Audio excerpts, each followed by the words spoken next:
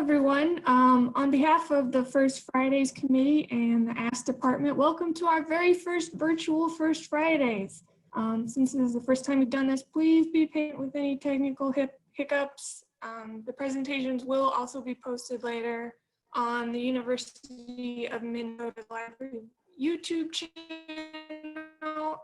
So if you have any computer or you have to leave early, you should be able to access these within the next few weeks. As usual, First Fridays is a monthly series of presentations made possible by a generous gift from Governor Elmer L. Andersen. This is Eleanor Andersen, in honor of former library director Dr. Edward B. Stanford. The presentations are based on materials in the University Library's archives and special collections. If you have any questions for our speaker today, you can submit those using the Q&A function at the bottom of your screen. Please use the Q&A function and not the one that says chat, just so it's easier to keep things straight. If you submit something using the Q&A function, it will send directly to us as hosts and panelists. And then we'll hold to those until Kathy is finished speaking, and then we will, if there are any questions, we will answer those at the end. So you can submit them at any time, but we probably won't answer them until the end of the presentation. So our first presentation, or only presentation today, is one that was preempted by the stay-at-home orders in the spring, so I know our regulars have been eagerly awaiting it. Collies and Ants and Bugs, Oh My, from Kathy Allen, librarian at the Andersen Horticultural Library. So I will now throw the screen over to Kathy. I am going to go ahead and talk. Good afternoon, everyone. Again, my name is Kathy Allen. I'm honored to be librarian of the Andersen Horticultural Library, where I have worked for the past 12 years. The library is located on the beautiful 1,200-acre grounds of the Minnesota Landscape Arboretum, named the nation's #1 botanical garden in the country. I hope that if you haven't had the opportunity to visit the Arboretum or the library here, that you'll be able to make it out here soon. We're located in Chanhassen, about a 30-minute drive from the Minneapolis campus, if traffic is good, and 2 stoplights past Paisley Park. And we are open, so call ahead or check the website to find out more about how to visit. In preparing this talk, I felt overwhelmed by the quality and sheer number of the special books and images we have that represent animals in our special collections. My goal today is to entertain and enthrall you with images, many of them from our rare collections, while I focus on stories of a few of the people behind the books. The Andersen Horticultural Library, or AHL for short, which is what I'll use throughout this talk. AHL is an anomaly or an oddball in the world of libraries. It is part academic library in that we are a research library, but removed from campus and most faculty and students. It is part public library, we're open to the public, but no books can be checked out. And it is part special library, a very, very special library. The Andersen Horticultural Library, contrary to its name, is a place filled with animals. I'll go quickly through the next few slides that show the history of name changes for our library. 50 years ago in 1970, before a brick was laid or a book purchased, the name agreed on for the library was the Elmer L. and Eleanor J. Andersen Library of Horticulture and Natural Science. A mouthful. Yes? We can't actually see your slides. We're just looking at you.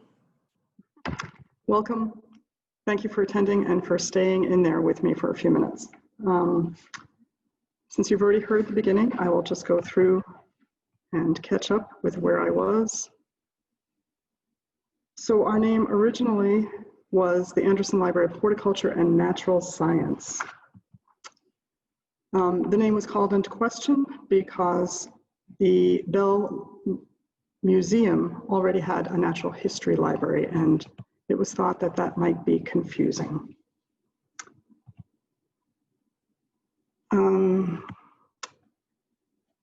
Finally, in 1973, 47 years ago, Governor Andersen named it the Elmer L. and Eleanor J. Andersen Horticultural Library, and that is what we have been known for the last 47 years. The problem with that, of course, is that From the very beginning, the scope of the library's collections and services has included natural history. From the beginning, Governor Andersen was donating natural history items to our rare book room. But because of the name, people don't expect to find anything except horticulture on our shelves. So let's go back to the fact that our library is filled with animals. Though the majority of these are found in the pages of our collections, thank goodness, we do have the occasional live animal as well. Lethargic hornets seem to literally come out of the woodwork in both spring and fall, invariably during our weekly story time for little ones, though that's remote right now, so not an issue. Ladybugs and the occasional fly also find sanctuary in our upper level, or attic, as we call it. And throughout the growing season, people come in with various critters in jars, both dead and alive, and ask for us to identify them. Keeping in mind that our collections cover natural history, our open shelves, or what we call our general collection, includes many field guides to both plants and animals, as well as books on pollinators of all kinds and gardening to attract pollinators. This butterfly book is by Alan Branhagen, who is now the Arboretum's Director of Operations and an extraordinary naturalist. He's just amazing. And again, we also cover fish, reptiles, amphibians of Minnesota, the region, the world.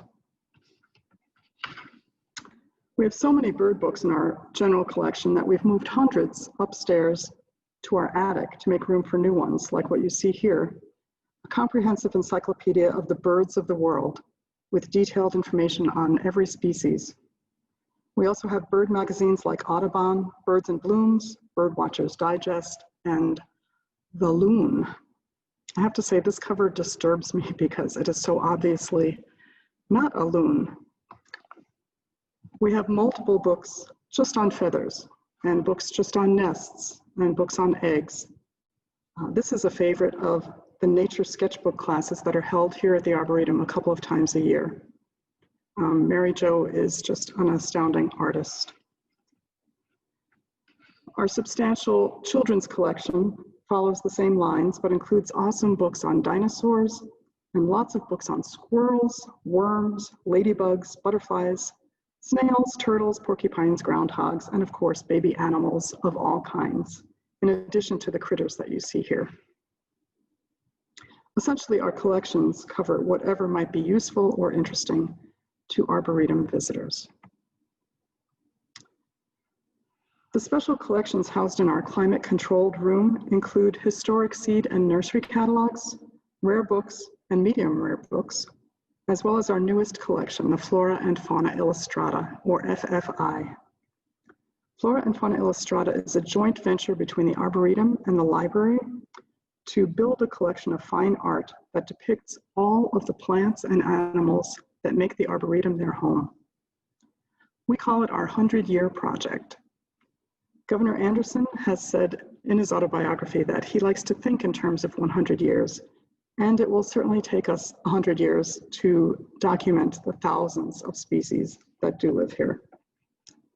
Artists choose a plant, and artists from either locally or globally choose a plant or animal, document it in two-dimensional art, and submit their work to a jury where it is judged first for scientific accuracy and then for artistic merit.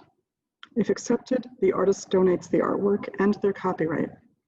The library commits to keeping the work indefinitely and showing it periodically.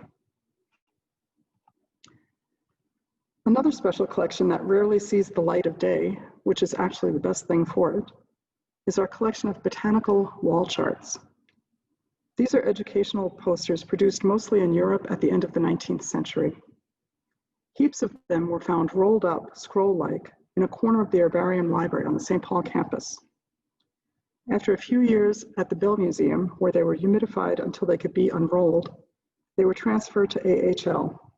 Our collection includes about 75 charts, and right now they are at Wilson Library, where they are undergoing repair and conservation before they can be digitized.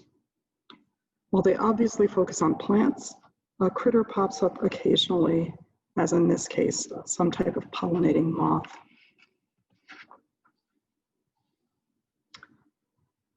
I'm going to organize the rest of this talk by broad type of animal and then show examples of images and text excerpts from items in our special collection. And I'll go into a bit more depth about just a few of the authors and illustrators, especially of some of our rare works.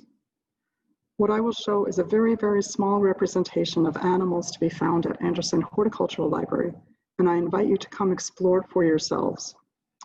So the animal groups I'll cover today include essentially collies and toucans and bugs, or mammals, birds and bugs, and a few others, the oh my section. So Governor Andersen wanted the Arboretum Library to be known for something outside of simply serving Arboretum visitors. Fairly early on, it was decided that the library would focus on seed and nursery catalogs.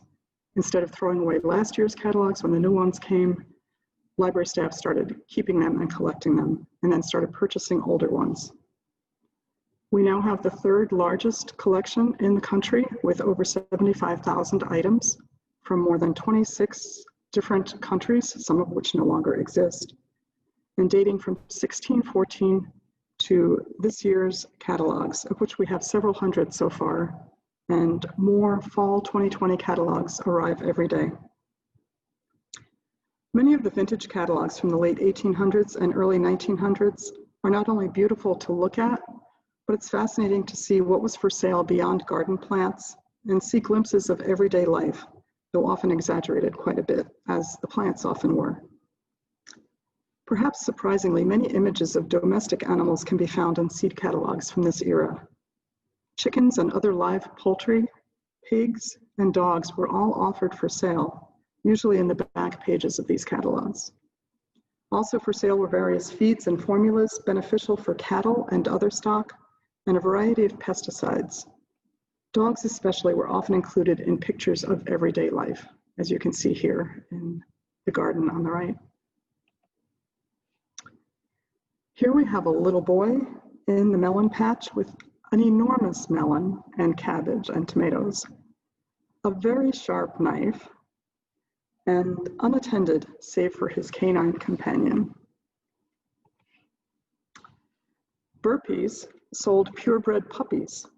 One could even purchase a photograph of this beautifully engraved print of the Ford Hook Squire Collie on the left for just 25 cents for the print, not the puppy. Ford Hook was the name of Burpee's farm in southeast Pennsylvania. Again, just a couple of dogs in everyday life, in this case, both cases, in the strawberry patch.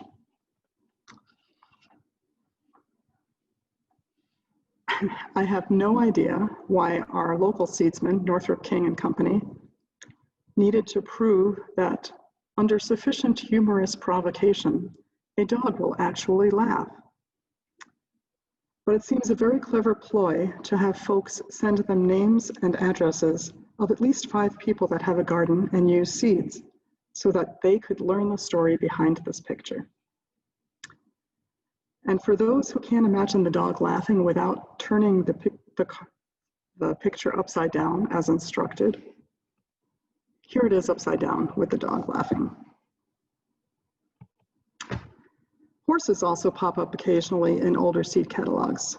Here on the left, I'm sorry it's so dark, is an image engraved from a photograph taken in front of Burpee's warehouse in January 1896, when a load of catalogs is about to start for the post office. The whole printing and mailing process took 6 weeks to complete. The image on the right seems bizarre for the cover of a seed catalog, but I'm sure it was eye-catching. It's a copy of Meissonier's painting entitled 1814, which had at the time just sold for $170,000, the highest price ever paid for a picture by a living artist up until that time. Our rare book collection has a number of books on quadrupeds, or 4-footed animals. Most of these include both domestic and wild animals, wild mammals, occasionally branching out to include 4-footed reptiles and amphibians. Many focus on British or European animals, though some are more global in scope. For some reason unknown to me, most of AHL's rare books on quadrupeds were authored by British men whose surnames begin with B. Anyway, first up is Thomas Bewick, an English illustrator, author, and publisher. AHL has this 4th edition of a general history of quadrupeds, published in 1800. The first edition came out in 1790. Other U of M libraries have other editions.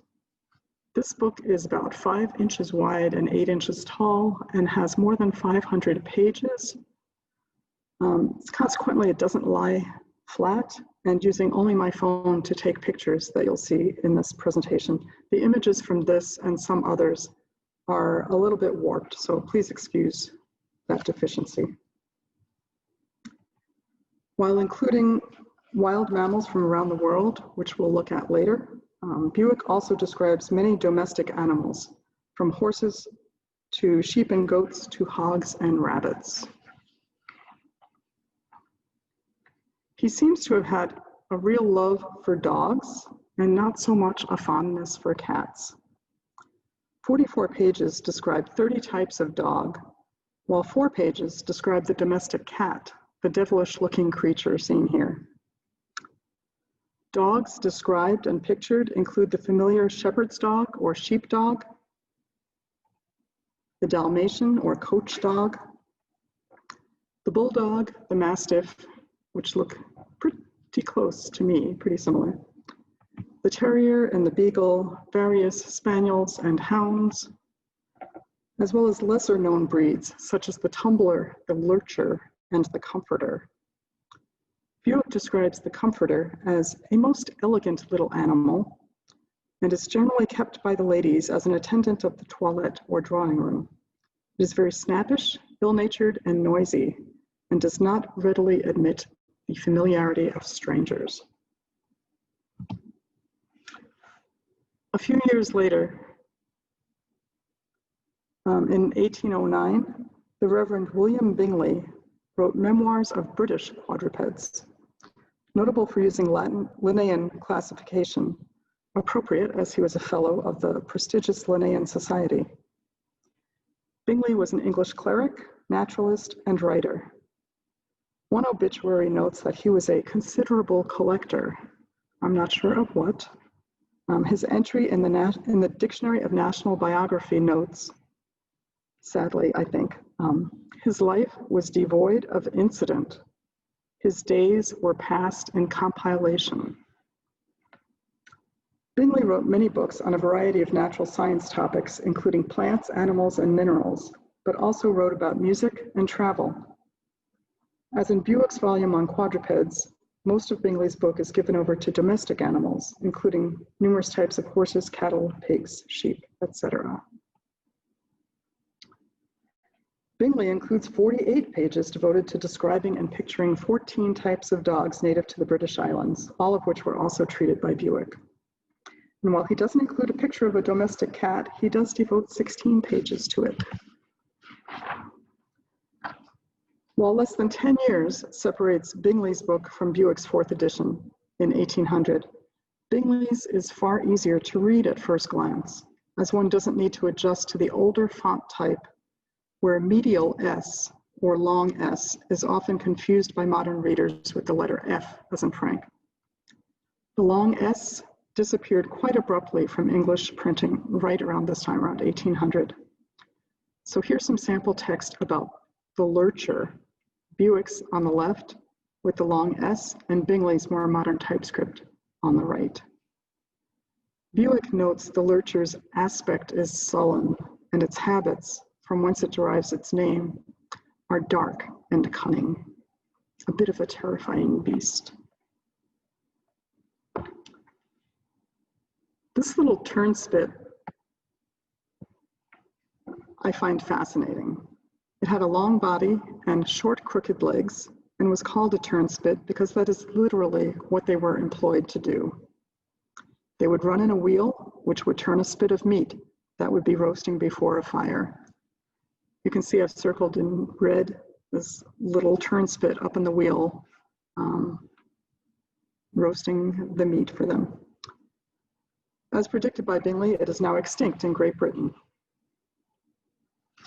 Moving on to wild mammals, not domestic, but wild, I want to start with some that are included in Richard Brookes's 6-volume, A New and Accurate System of Natural History. Very little is known of Richard Brookes's life, other than that he was an English physician and prolific compiler and author, active between 1721 and 1763. He is famous in paleontology circles for something that we'll talk about later. So this 6-volume work is divided into the history of quadrupeds, birds, fish, insects, earth sciences, and plants. The animals depicted are a little bit more crudely done than Bewick's and Bingley's works some 40 years later, and they often have whimsical, human-like expressions. This camelopardalis in the middle is the giraffe. One wonders whether some of these weren't being drawn solely from travelers' descriptions. The spotted tiger on the left in the middle looks more like a leopard. The jackal on the right is just bizarre, the second one down on the right. It seems that not enough was known about the glutton, an inhabitant of the immense forests of Siberia, to even be able to come up with a drawing of any kind. Eating or devouring 13 pounds of flesh a day without being satisfied certainly calls for the common name of glutton. I discovered later, you may already know this, but I discovered that this was an early name for the wolverine.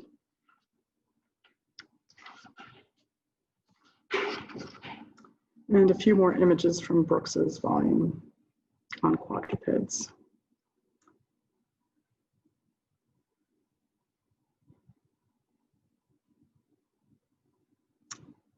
Back to dog lover Thomas Bewick and his general history of quadrupeds. Again, our edition is from 1800, in addition to wild mammals that his British audience would be familiar with, including deer, squirrels, rats, and beavers. Bewick described and pictured exotic animals from around the world that would have fascinated his readers, including the sloth and the orangutan, or wild man of the woods, and this, at the time, unnamed amphibious animal, which many thought was a hoax with parts of different creatures sewn together to produce one skin that was then sent back to England. Obviously today we know this animal as the platypus, and we know that it's not different animals put together. Thomas Bewick took great joy in adding little vignettes or tail pieces at the end of chapters or wherever there was white space. You may have noticed a few when we looked at his work earlier. He was a social advocate for those less advantaged, including work animals, and this often showed as social commentary in his tail pieces. As we saw earlier, Thomas Bewick's pieces are extraordinarily detailed. He used tools and techniques employed by metal engravers instead of woodcutters, so they are essentially wood engravings, not wood cuts, which often produced a much cruder result.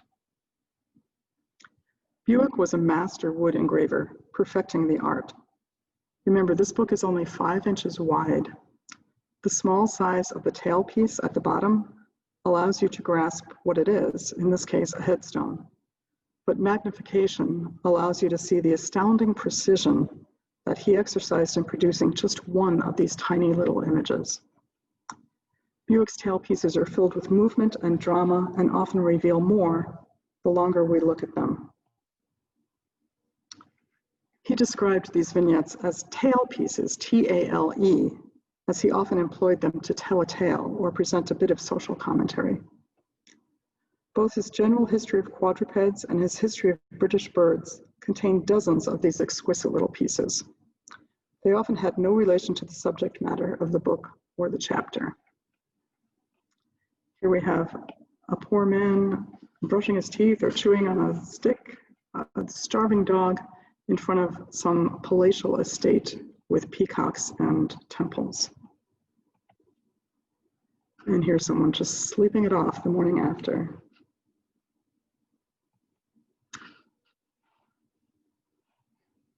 Back to, let's see.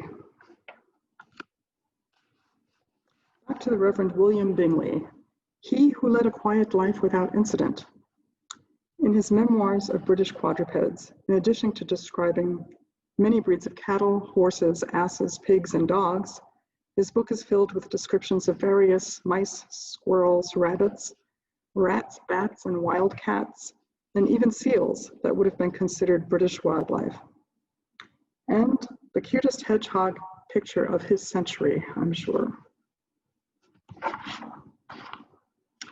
For a minister, though, I must say he was pretty judgmental, at least about badgers. As he describes here, the badger is an indolent and stupid animal, passing the greater part of its life in sleep. During the whole day, it continues in its den and never appears abroad till the shades of night secure it from observation, when for a little while it ranges around in search of food. As soon as its appetite is satisfied, it again retreats to its place of repose. From thus indulging in indolence and sleep, it sometimes becomes excessively fat.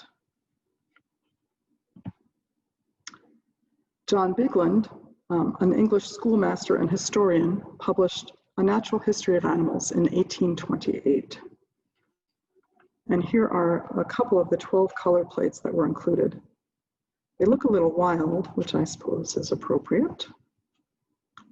In Bigland's words, here is the unwieldy elephant, which in size and strength surpasses all terrestrial animals, and in sagacity is inferior only to man, although some assert the superiority of the moose.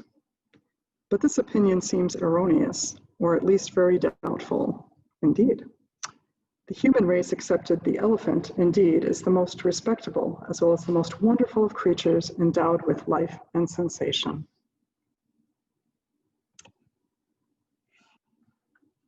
I think it was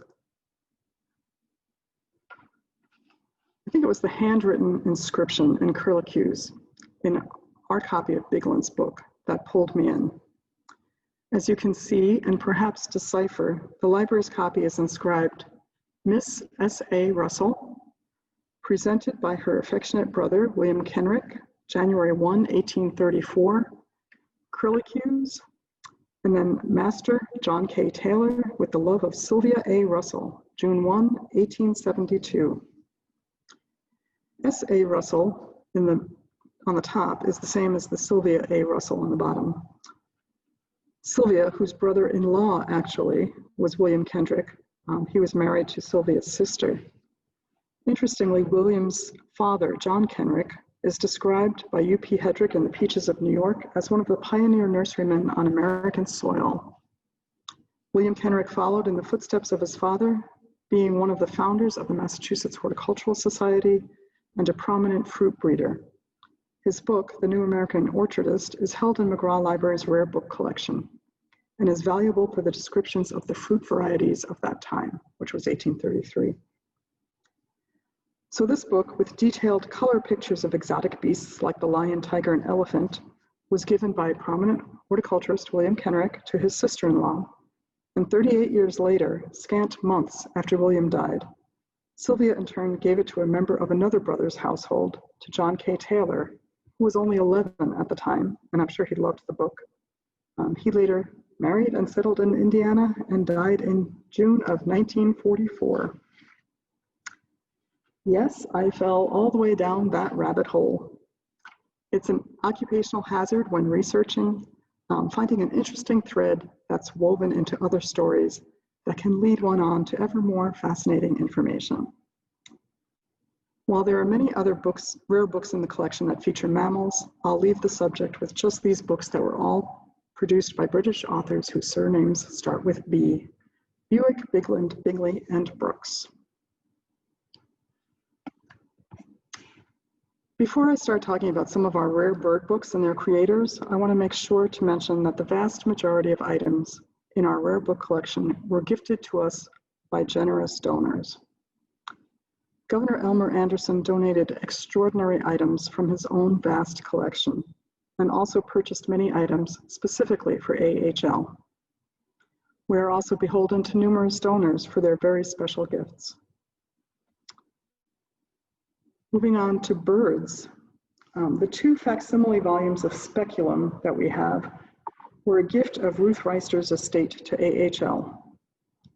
The Reisters visited Melk Abbey, pictured on the left, outside Vienna, and at the library there on the right, they fell in love with the original hand-painted watercolors of birds done by Josephus Gianni from 1746 to 1747. They pursued permission to photograph each one of the images and then had them printed and bound back here in St. Paul. One copy is at the Minneapolis Athenaeum and one is here at AHL. A couple more images from that set. Our copy of Portraits of Rare and Curious Birds with their descriptions from the Menagerie of Osterley Park in the County of Middlesex, published in 1794, done by William Hayes, was part of a very generous, much larger gift from David Hartwell. Here's a picture of the menagerie at Osterley and one of the 100 hand-colored engraved plates. I did it again. The book at one time belonged to Ellen Devis, whose book plate, after a bit of deciphering, I don't know if you can tell, it shows, "Pray return this book to," in ornate lettering around the belt encircling her name. That rabbit hole reared its ugly head again, or that's a mixed metaphor, sorry. Ellen Devis's father and two of her brothers were painters. She was a school mistress and author of an English grammar book. She was one of 22 siblings, though only 6 survived infancy. I fell only partway down that hole before I clawed my way back to the job at hand. Please excuse my French as I butcher the pronunciation of Histoire naturelle des oiseaux, a wonderfully illustrated 9-volume work by Georges Louis Leclerc, Comte de Buffon, published in Paris. It was issued in several different editions in different sizes, both colored and uncolored. Ours is uncolored and published from 1770 to 1783. These 9 volumes are just part of Buffon's much larger life's work on natural history. Buffon was also the director of the Jardin du Roi, or Royal Gardens. The 263 bird portraits are quite dramatic. Here's a couple more. Back to Thomas Bewick, master wood engraver, remember him? He also wrote and illustrated The History of British Birds. We have editions from 1809 and 1816. Here is a peacock and a turkey, and if you look closely, you'll see he included multiple birds in each of these images. And the kingfisher and the crane.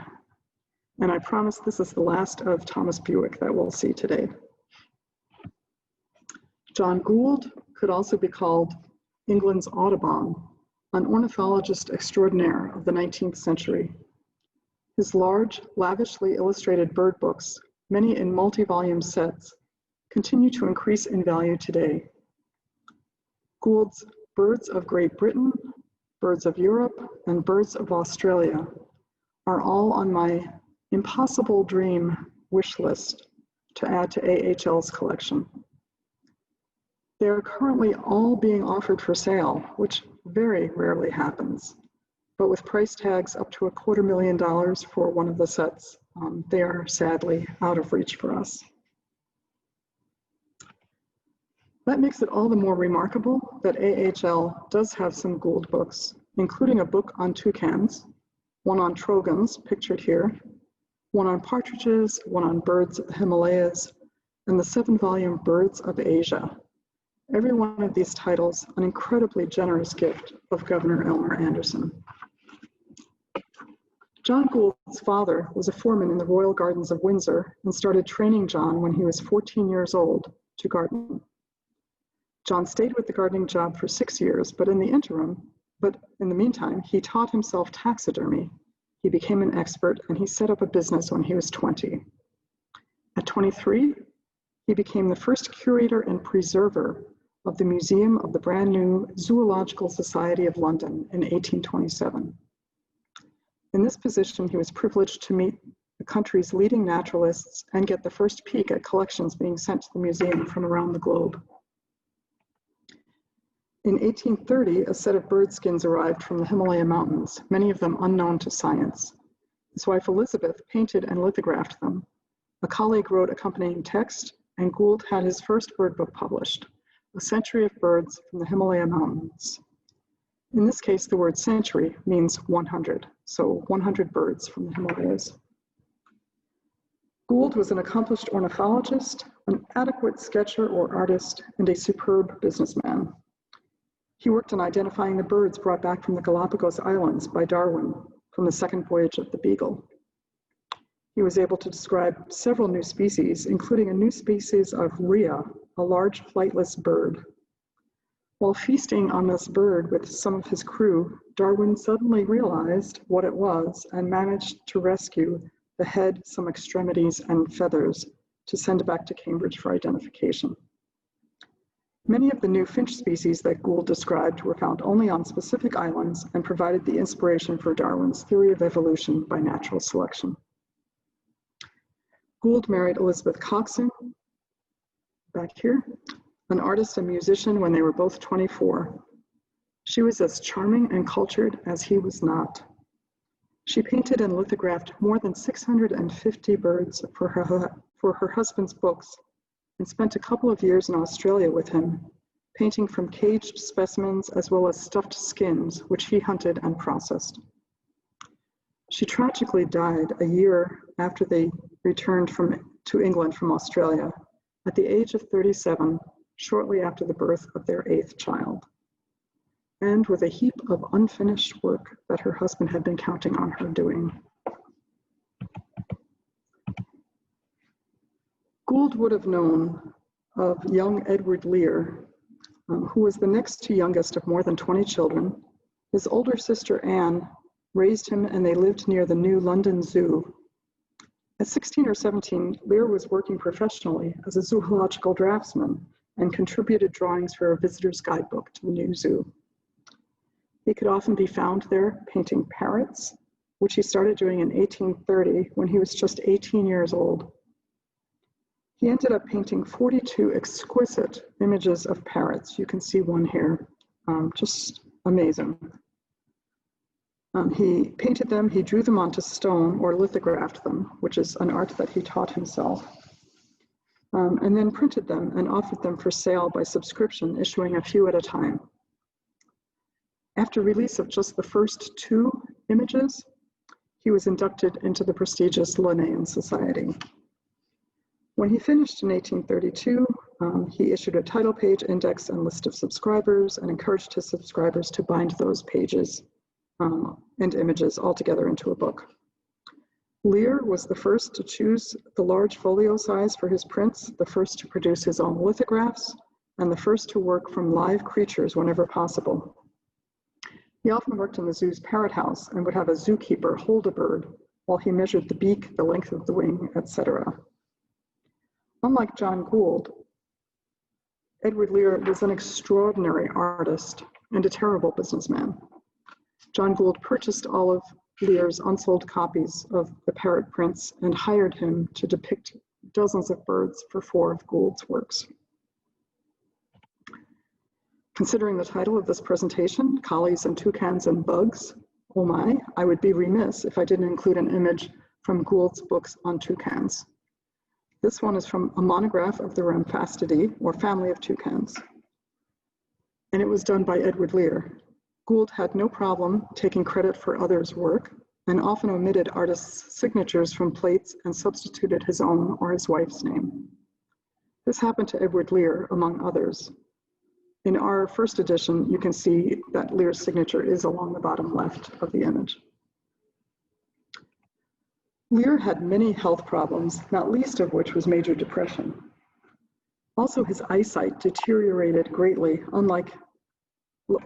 likely due to the great precision that was required for the close work of these bird paintings and lithographs. Producing the bulk of his exquisite work, by the age of 25, he moved on, literally, to Southern Europe and to doing beautiful impressionistic landscape painting. For some reason, he always regretted having no formal art education. And of course, for those who know their nonsense poetry and limericks, Edward Lear was a master. Whimsical caricatures of birds and people and his best friend, Foss the cat, his cat of 17 years, who has his own Wikipedia page, populated the pages of his poetry. There's a retired avid birder in our area who, whenever he checks off another bird on his life list, likes to trace it back to where it was first described and pictured. And he knows to start at our library. He returned recently from a trip to Cuba, very excited. He had seen a Cuba Trogon. And when he came in, I said, oh, we have a whole book on Trogons from 1838. So we leafed through them, paged through them to see if we could find it. And we did. We eventually came upon this one. And then we said, we've already looked through most of the book. Why don't we look through the rest? So we did, and I'm glad we did, because we came upon a folded page, the fold was at the bottom, which is very unusual, but there was a good reason. It was folded because the image was so large. This is the resplendent trogon, or Quetzal, the hapless bird whose 22-inch long tail feathers, 400 of them, decorated Montezuma's headdress or mantle, pictured here in Wikipedia. Back to John Gould, who published the book on toucans and trogons and others. My favorite Gould book that we have at AHL is the lavishly illustrated 7-volume Birds of Asia. Each of the 530 bird portraits is stunning. Let's pretend for a moment that we're going to turn some pages in volume 1, and here we go. So this is the first of 3 or 4 pages of subscribers. And now I'll flip through some pages, all from volume 1. Nice lizard for lunch.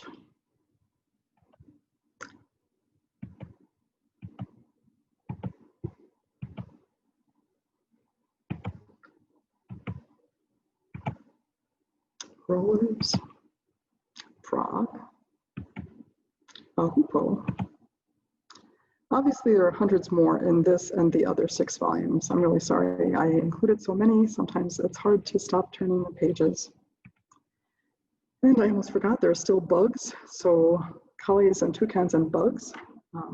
Some seed catalogs are, again, a surprising source for images of bugs, usually bugs of the bad sort and not so beautifully portrayed, but sometimes fun to look at, as here. Our medium rare collection has some outstanding bee books from the end of the 19th century with beautifully decorated bindings. Some of the engravings contained within these pages have been used in interpretive signage at the Bee and Pollinator Discovery Center at the Arboretum. We have many beautifully illustrated books on insects, which I would love to include, but I already got carried away with mammals and birds, and I want to leave time for German-born Maria Sibylla Merian, who was an amazing woman, an extraordinary artist, and naturalist of the 17th and 18th century.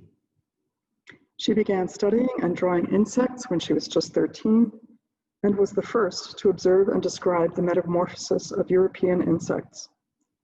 Married at 18 and having a child shortly thereafter, she published collections of engravings to help with family finances. At 38, she left her husband and with her mother and 2 daughters, joined a religious commune.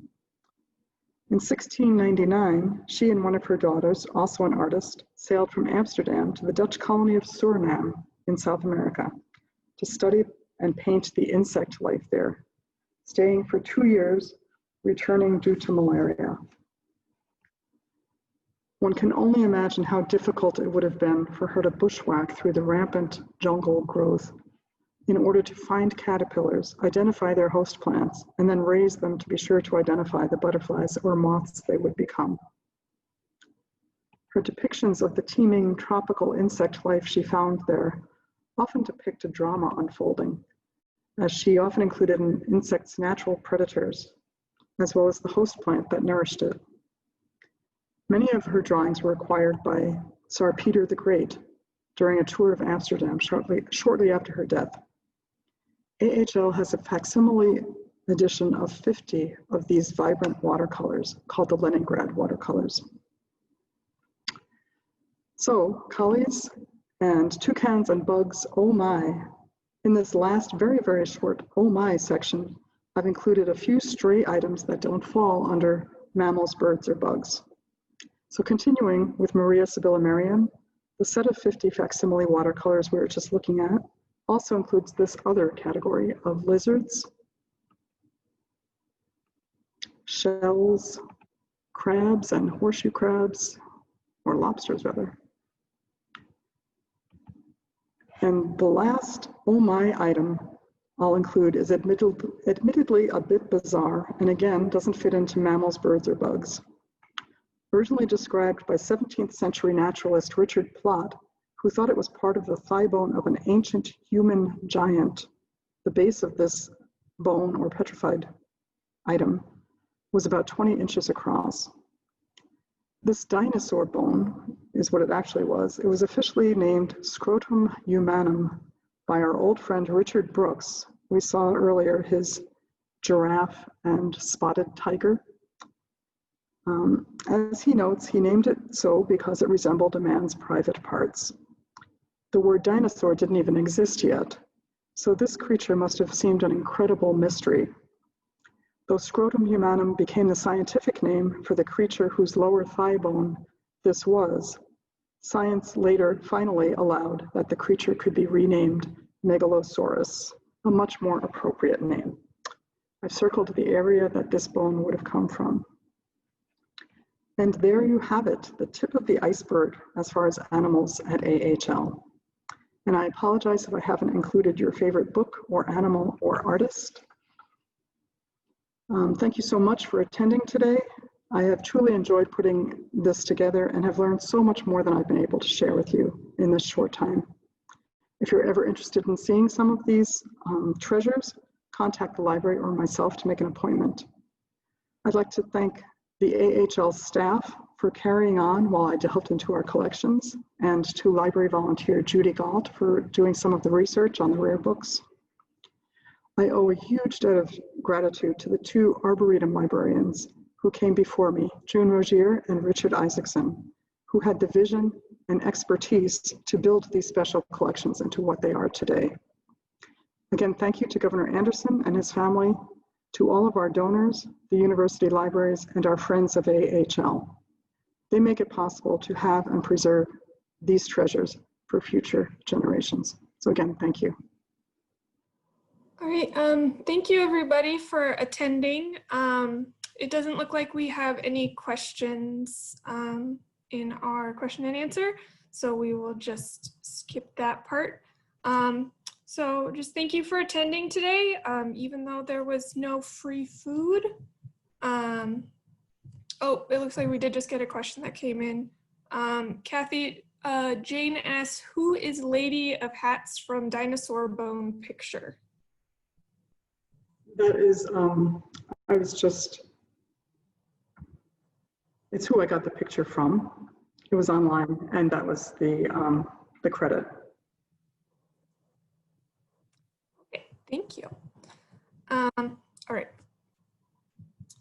So again, thank you for attending, and please join. Oh, no, there's more questions coming in.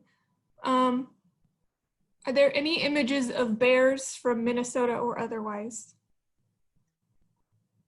There are many pictures of bears, especially in the older rare books. We also have newer books on mammals of Minnesota and other specifics for Minnesota. All right, thank you. All right, thank you again, everybody. I don't see any new questions coming in, so we will just close out. Again, thank you for attending today, and please join us next month at the same time for a presentation on author and artist Vera B. Williams, presented by Lisa Von Drasek from the Children's Literature Research Collections. And the link and information for that will be going out closer to the time of the event. So again, thank you, and that's all. Have a nice Friday. Thank you.